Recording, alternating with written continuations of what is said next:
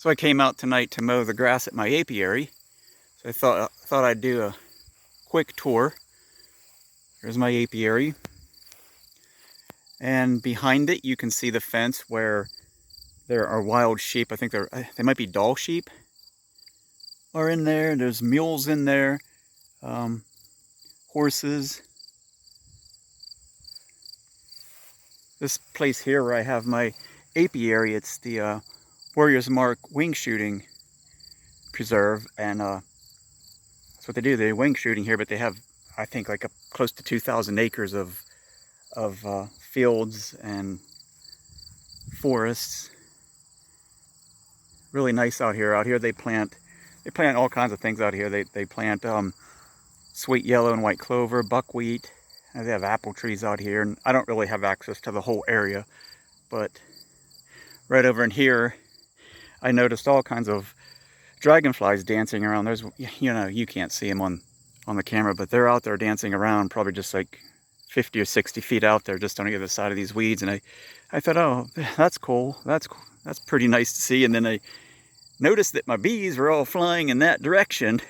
So those dragonflies are getting a really nice meal off of my bees, which that's life. And this field right here, this plot right here, the owner of this property, this is one of his test plots, and right now he's testing some kind of a switchgrass that he uses to plant. I guess it would provide like habitat for like the pheasant, quail. They have chukar out here as well. So if you want to go bird hunting in Pennsylvania, look up Warrior's Mark Wing Shooting Preserve in Ginter, Pennsylvania. Pretty nice out here at night. I just saw a real nice buck crossing through here the other night. Lots of owls. It's a lot of, like, when I'm out here in the evenings, it's pretty nice. Hear a lot of wildlife. See a lot of wildlife. I've yet to see a bear. I'm sure I will eventually. Dragonflies right there waiting for the bees to come through. And sitting right there just waiting. There they go.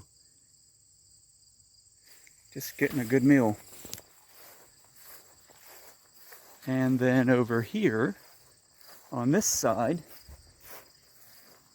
this whole field right here is all goldenrod, and it's just getting ready to start blooming. There's a few blooms, but it's probably got about maybe a few more days before it really kicks in. But I got all this is going to be goldenrod. And then across the road, I can take you over there. There's my trusty bee truck. It's an old truck, but it gets the job done. And then this piece over here, I don't know how many acres this is, but it's going to be popping with goldenrod pretty soon. And if you go 20 minutes up the road towards my house, that goldenrod is already blooming. So it's funny how like a 20-minute difference can make a difference in the vegetation and the nectar flow. And right here, right very near my bees, is a tiny little swampy area. And you can see some of my bees flying around in there. This is where they're getting their water. And I've seen them even whenever this is dried up and it was just mud. The bees are in there a lot, just trying to get whatever moisture they can.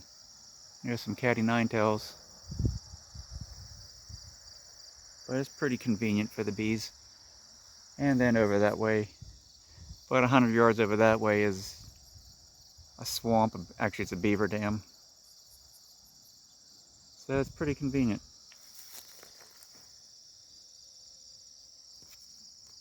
We had a lot of rain last night, and so that's why there's so much water in there. Bees flying around. My 4-frame nuke, I did super that with a shallow.